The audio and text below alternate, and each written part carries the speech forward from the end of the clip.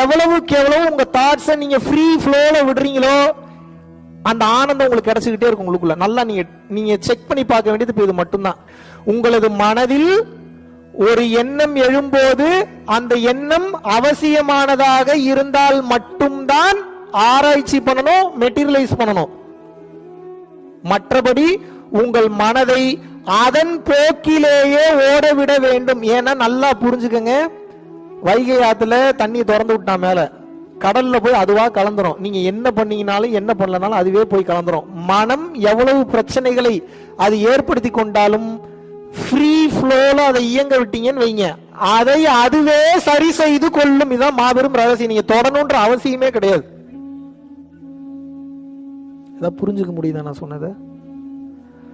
உங்க மனவலி, வேதனை, கஷ்டம் இது எல்லாத்துக்கும் காரணம் நல்லது கெட்டது ரெண்டையும் காமிச்சுக்கிட்டே இருக்கு. இது ரெண்டையும் நீங்க கவனிச்சு கவனிச்சு கவனிச்சு கவனிச்சு டயர்டாகி தூங்கிடுறீங்க. முடியல, ஒரு கட்டத்துக்கு மேல தலைவலிக்குது, டென்ஷனா இருக்கு, பிரஷரா இருக்கு, பிபியா இருக்கு. இப்ப பிரச்சனை என்னன்னா மனதை நீங்க தொடணும்ன்ற அவசியமே இல்ல, சரண்டர் பண்ணிடுறீங்க. மைண்ட் என்ன பண்றீங்க? வெளியில சரண்டர் பண்ண சொல்ல, எங்க சரண்டர் பண்ண சொல்றேன்? உள்ள சரண்டர் பண்ண சொல்றேன். சரணாகதி. இந்த நிலைக்கு பேர் என்ன? இந்த நிலைக்கு பேர் என்ன? எப்போது உங்கள் மனதை உள்ளுக்குள்ளே சரணாகதி செய்து விடுகின்றீர்களோ, வார்த்தையை கவனிக்கணும். நீங்க நினைக்கிறீங்களா நான் ஏதோ ஜாலியா இருக்குங்க ஜாலியா இருக்குங்கன்றீங்களா? அது என்ன? அது எப்பயும் கிடைச்சுக்கிட்டே இருக்கும் உங்களுக்கு.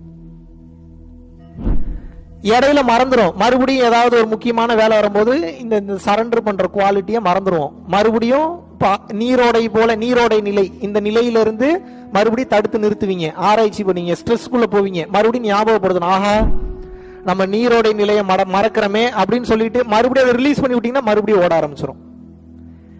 எப்போ உங்க மனம் இப்படி ஓடிக்கிட்டே இருக்கோ அப்பதான் இன்ப நிலையிலேயே இருக்க முடியும்.